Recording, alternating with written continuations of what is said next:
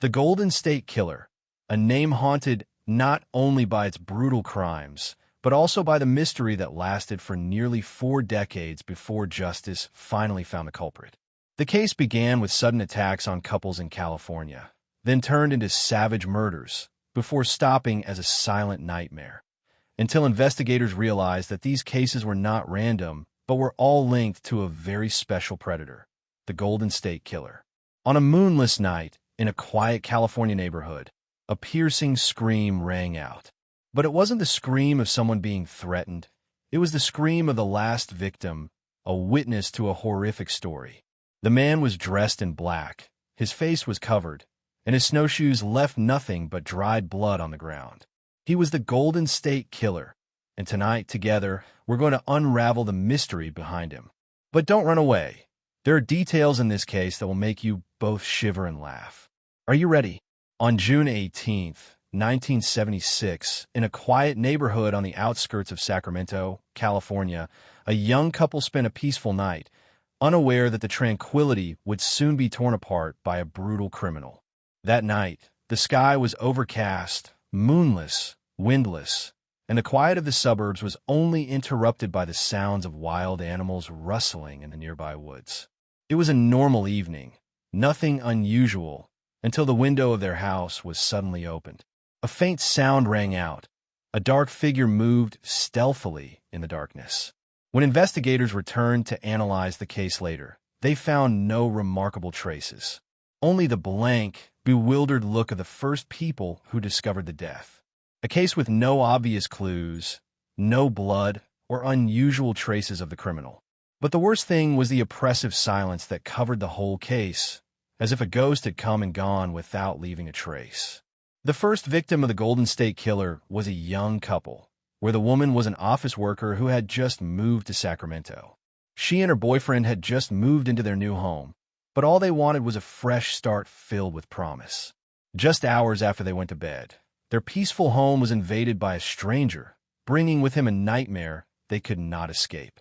The attacker came from the shadows. No one knew who he was, only that he moved as quietly as a ghost, without a sound, without a trace, and when it was over, he left as if he had never been there. It all started with petty thefts. The attacker was a house burglar, seemingly just looking to take a few things to satisfy his needs. But soon, things got worse. He started to commit violent acts. The attacks were not just rummaging through belongings or stealing, but something darker, something that even dangerous criminals would shudder at. This attacker was more than a thief. He was a killer, a maniac of unimaginable brutality. When investigators arrived at the crime scene, they discovered something unusual. The initial signs showed no trace of a struggle or resistance. But after carefully analyzing the evidence, they noticed something strange. The victims seemed to know the criminal. Somewhere in their memories, the victims seemed to have sensed an unfamiliar presence just before the attack. But no one could be sure that this was a criminal with a motive. It was just a suspicion that no one could explain. The strangeness did not stop with the victim, but also with the details of the case.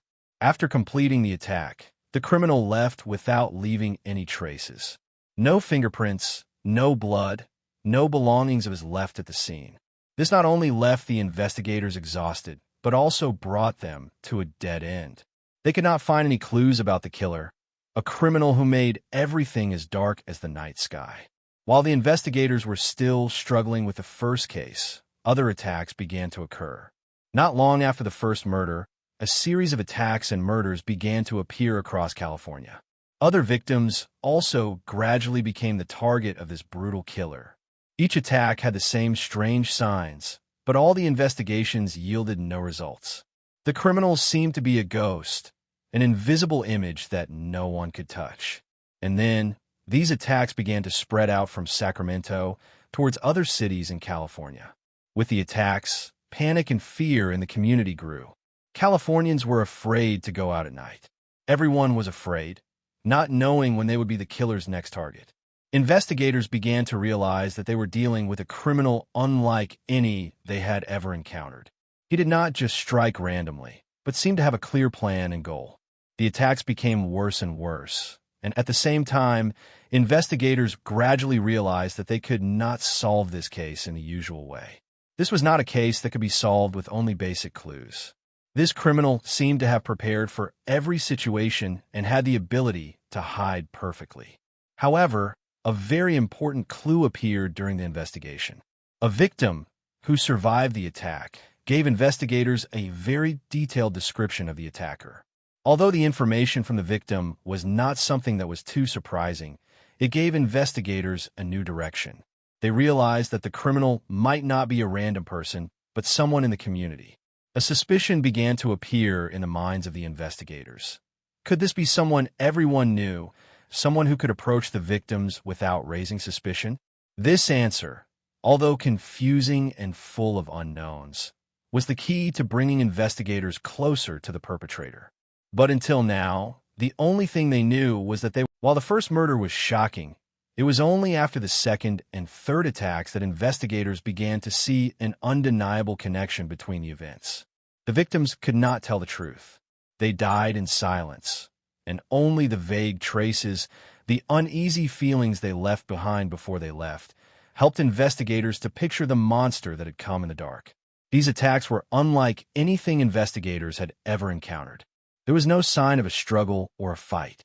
The victims were almost all attacked while they were sleeping, and these criminals had taken their lives in perfect detail, leaving no trace behind. These cases were not ordinary murders. The Golden State Killer was not a random criminal, but a planned one, a man with a clear purpose. The attacks that followed only added to the confusion of investigators. Each time, there was nothing more striking than the brutality and surprise. The killer still left behind only one trace: silence.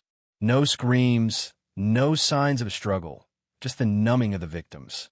In December 1977, the next murder occurred in a remote residential area of Visalia. The newlyweds lived in their modest home, and their lives seemed to be a series of peaceful days. But that night, they were faced with a terrifying nightmare. A criminal broke into their home, restrained and mutilated them in ways only a sick mind could have imagined. The woman, who survived, provided the police with a few important clues. She described the attacker as a tall man with sharp eyes and a contemptuous smile that she would never forget. However, because the attacker was wearing a mask, she could not identify his appearance. This increased the tension in the community. People began to realize that they were no longer safe in their own homes. No one could be sure that they would not become the next victim of this criminal. The murders continued, and each time, investigators were faced with faint, inexplicable clues. Police began to question whether it was possible that a serial killer was preying on vulnerable couples, but all theories failed to explain the mystery behind the attacks. Although this criminal was ruthless, he was also extremely careful. He had carefully researched the methods of his attacks. He was not only a murderer, but also a thief. His victims were not only murdered, but also robbed of their possessions. Items such as jewelry, cash, and valuables were taken, but it is noteworthy that he was always careful, leaving no traces during the theft. This attacker not only broke into the victims' homes, but also had a clear understanding of the location and attack plans. He did not choose houses with high security systems, but always looked for weak, easily accessible houses. He seemed to have studied every small detail of his victims' lives, from their bedtimes to their daily activities. One of the most terrifying attacks occurred in June 1979. A couple, living in a remote area, became the target of the criminal. This time, he did not just attack once, but attacked both victims. He tied them up and ordered them to be quiet. He then carried out a brutal attack, leaving both victims seriously injured. However, the most terrifying thing was that he did not kill them immediately. He left them to suffer, then continued to leave the scene without leaving any traces. When investigators found the couple, they were extremely frightened, but the worst thing was that they could not provide any information that could help identify the attacker. With each subsequent attack, the investigators felt more helpless. Even though they had all the information and clues from the previous cases, the killer always eluded capture. The confusion and fear in the community became deeper. People could not understand how this criminal could disappear completely, leaving no trace after each attack. With each new case, the police could not find any information or clues to identify the culprit. They used every investigative method possible, from analyzing traces, searching for fingerprints, to questioning witnesses, but all to no avail. The only thing they could do was guess, and those guesses did not bring them any closer to the truth. Californians began to live in fear. They no longer felt safe in their own homes. The attacks continued like a nightmare, and to this day, no one has been able to understand the true nature of this criminal. Investigators began to notice that there was something unusual about the way these attacks were occurring. They gradually realized that not all the victims were connected. However, there was one important commonality. Each attack was carefully planned and meticulously calculated. The Golden State Killer was not a random criminal, but a strategic one. Since the first attacks, California communities have been in a state of unprecedented panic. The attacks were carried out not only with horrific brutality, but also with meticulous calculation. The perpetrator of these cases seemed to understand how to attack, and he used tactics that investigators could not imagine. A perfect evader, with a clear plan for his every move. In September 1979, the killer attacked another couple, this time in a quiet suburb of Visalia. This attack made investigators even more fearful because this time, the perpetrator increased his brutality. After subduing the victim, he continued his attack relentlessly throughout the long night. But what was most frightening was that he left a trail not of blood or fingerprints, but of feeling. A haunting, inexplicable feeling. This killer seemed to have an invisible force in the way he carried out his actions. He was a strategic criminal, knowing not only when to strike, but also when to retreat. He did not rush, did not panic. His every move was carefully planned. After each attack, he disappeared without a trace. It was as if he had vanished in a thin air, like an elusive shadow. The investigators began to feel helpless. Every time they got closer to solving the case, the killer disappeared.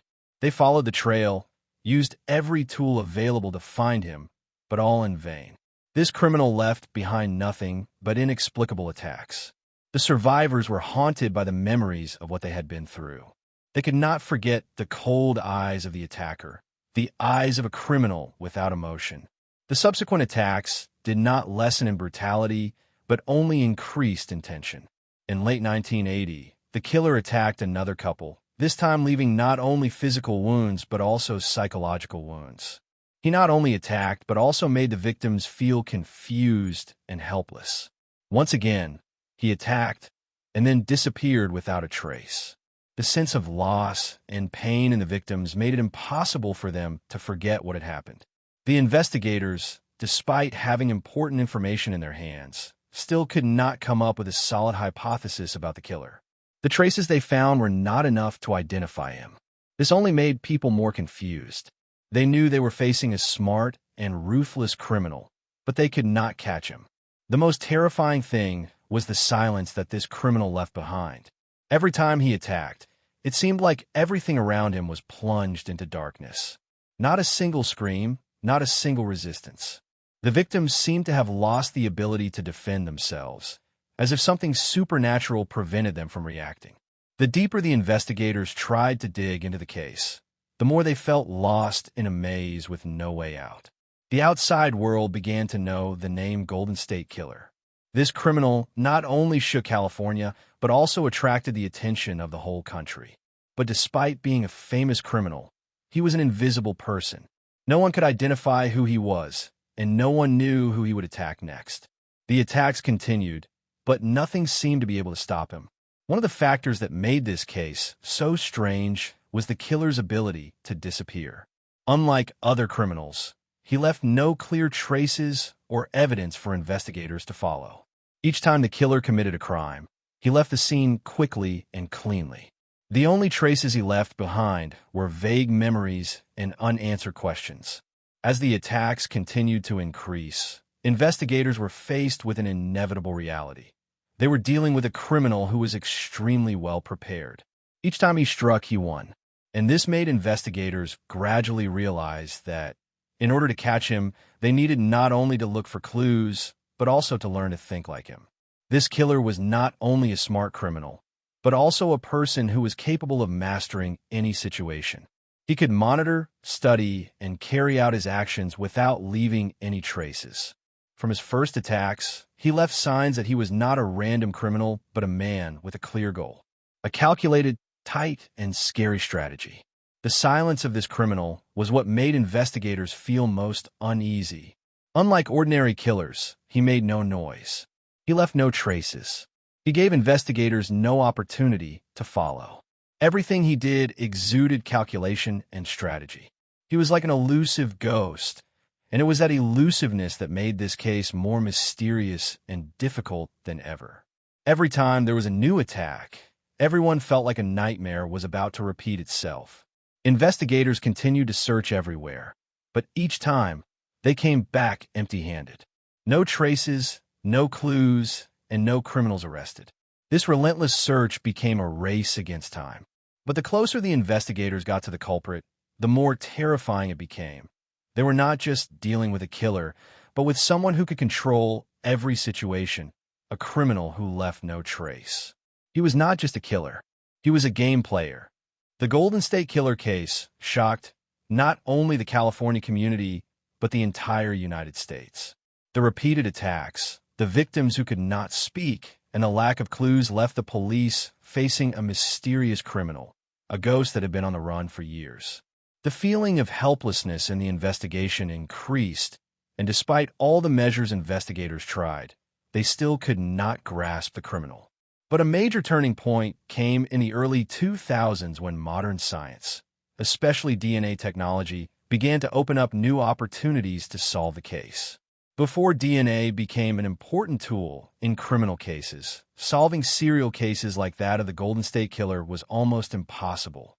Throughout the 1970s and 1980s, investigators collected a lot of evidence, from traces at the scene to statements from survivors, but all were not enough to identify the perpetrator. Dirty sheets, dried blood, and the tiniest of crumbs never lead to a definitive result. However, in the late 1990s and early 2000s, as DNA analysis became more common in crime scenes, investigators were constantly looking for ways to apply it to solving crimes. Although at the time, no clear DNA samples were left from the scenes of previous attacks, investigators continued to work in the hope that science would bring new light. Since the 1980s, investigators have collected a number of samples from crime scenes, including hair, body fluids, and even semen. However, at that time, DNA analysis technology was still in its early stages and not sophisticated enough to extract information from these samples. It was a long and challenging time, as the caseload continued to mount with no sign of a breakthrough. Then, in 2001, a breakthrough in DNA technology opened up an unprecedented opportunity to get closer to solving the case. FBI investigators worked with local law enforcement agencies to create the largest DNA database ever created. DNA analysis technology had advanced to the point where it could process samples collected years earlier, even if they were imperfect. Under the direction of DNA experts, samples collected from the Golden State Killer's crime scenes were finally analyzed. In December 2001, scientists at the FBI DNA laboratory announced revolutionary news. They had found a DNA profile that could identify the biological makeup of the perpetrator. For the first time in 20 years, a reliable biological trace could be linked to an actual criminal. DNA opened a new door, and investigators began to see the last glimmer of light in this arduous battle. Immediately, DNA databases were used to search for similarities with DNA samples in criminal records. Although the first results could not immediately lead to the culprit, these advances opened a new era in solving criminal cases. The technological revolution opened a second chance for the Golden State Killer, and in 2003, investigators began to combine new clues with old evidence. DNA samples were compared with criminal records, but it was not until 2007 that a major breakthrough occurred when a first suspect was identified. In just a few years, the advancement of DNA technology continued rapidly, and by 2009, investigators had a name, a man they believed was responsible for all of the attacks. However, it was not the perfect time to announce the culprit. Police did not yet have enough solid evidence to arrest him. They needed to gather more information and continue to work closely with DNA experts. One of the biggest problems facing investigators at the moment was determining whether the criminal was still alive or dead. The Golden State Killer's attacks occurred over a long period of time, and the person could have died or been trapped in an uncertain life. However, investigators continued to believe in their ability to find the culprit, and advances in technology once again kept them from giving up. In 2016, investigators finally identified a suspect in the case, Joseph James DeAngelo, a former police officer with the Auburn, California Police Department. More specifically, investigators used public genetic databases to compare DNA from crime scenes with that of DeAngelo's family members. Under the guidance of experts in the field of genetics, police were able to track down the killer after a grueling, decades-long process. What is remarkable is that throughout the investigation and arrest, DeAngelo was completely unsuspected. He left no trace. He did not show any suspicious behavior. And until his arrest, no one could have suspected that this man was the culprit. DeAngelo was accused of at least 13 murders and more than 50 sexual assaults. He was charged with the murders and assaults between 1976 and 1986. But his arrest was a major victory not only for the police, but also for the victims who had lived with the haunting memories for years. With this case closed, the families and victims of the Golden State Killer were able to find some peace. Although the victims could not return to normal life, at least justice had been served. The perpetrator was finally caught, and the victims could rest in peace as the 40-year-old case finally had an end. On April 24, 2018, Joseph James DeAngelo was arrested at his home in Citrus. The Golden State Killer was finally no longer an invisible haunting in the minds of Californians. He had gone from a faceless criminal to a household name, one that even those in the investigative profession had no idea had been hiding right under their noses for nearly 4 decades. The long years spent pursuing the case not only eroded hope, but also prolonged the stress of the surviving victims and their families. Many times, investigators thought they were close to catching the perpetrator, but the killer still eluded capture. But in early 2018, things changed. Joseph James DeAngelo, a former police officer and murderer, was arrested after investigators used DNA technology, a tool previously only imagined in science fiction. Although his name was known, it wasn't until scientific technology provided clues that investigators were truly on the path to closure. And when DeAngelo was arrested, the truth of what he had been doing for decades was suddenly revealed, bringing some belated solace to his victims and their families. On April 24, 2018, an unbelievable event took place when Joseph James DeAngelo was arrested at his home in Citrus Heights, California. The 72-year-old had lived for years without being suspected, despite his murders and sexual assaults spanning decades. DeAngelo's arrest was not only a victory for the police, but also a significant event for justice. But this closure did not come easily. It was the result of a grueling investigation, a battle of wits between investigators and a criminal who was extremely adept at keeping himself hidden. DeAngelo was not the first suspect in the case. In the 1980s and 1990s, many suspects were considered and ruled out. No one could be certain who was the culprit. However, conducting DNA analysis on a database became the key to solving the case. Investigators collected DNA samples from the attacks, including samples from survivors. However, despite having enough data, suspects could not be confirmed through old technology. But in 2016, technological innovation helped break the barrier. A new tool, genetic genealogy, was used to compare DNA to public genetic databases, allowing investigators to find close family relationships. Using databases like GEDmatch helped police track down some of the suspect's relatives. From there, they found Joseph James DeAngelo, a man with an ordinary life but with unfathomable secrets. The beginning may not end easily. Although DeAngelo was arrested, The pain of the victims and their families is still not forgotten. The years of living in fear, the sleepless nights, the haunting memories of the past cannot be erased. The survivors of the case faced terrible memories that cannot be erased. They experienced terrible events, from the subjugation to the brutal acts committed by the killer. Some of them never got over the pain, while others lived with the trauma, never finding peace. One of the most memorable stories is that of Janelle Cruz, who survived the attack and later became a key part of helping the police find the perpetrator. Throughout those years, she never stopped fighting the haunting memories of that night, when she was just one step away from death. Through resilience and courage, the victims helped put the case back on track. What they had to go through was unspeakable, but they did not give up. This belated sense of justice is a reward for all the perseverance and strength they showed during those dark years. The Golden State Killer case is not just a story about a brutal killer, but also a story about patience, determination, and the power of science. The use of DNA to crack the case's mystery has become a prime example of how technology can change the course of criminal cases. Not only does it help find the culprit, it also helps investigators piece together events, confirm theories, and ultimately provide answers to unanswered questions. However, questions remain. Although D'Angelo has been arrested, those affected by the case will never forget what they experienced. They will never be able to regain the peace they lost.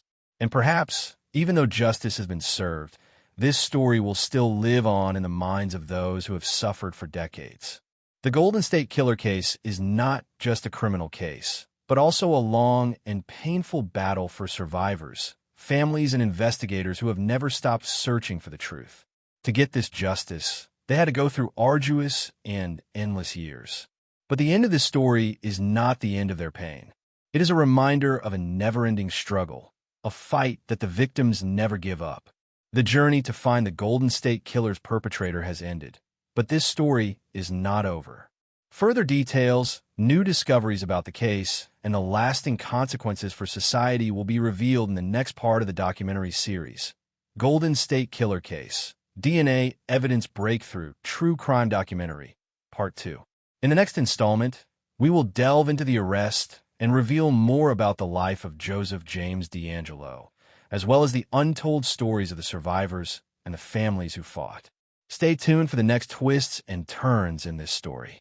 Don't miss Part 2, where every detail will be revealed, leading to a conclusion that will make you think twice about the justice system and what we missed during the investigation.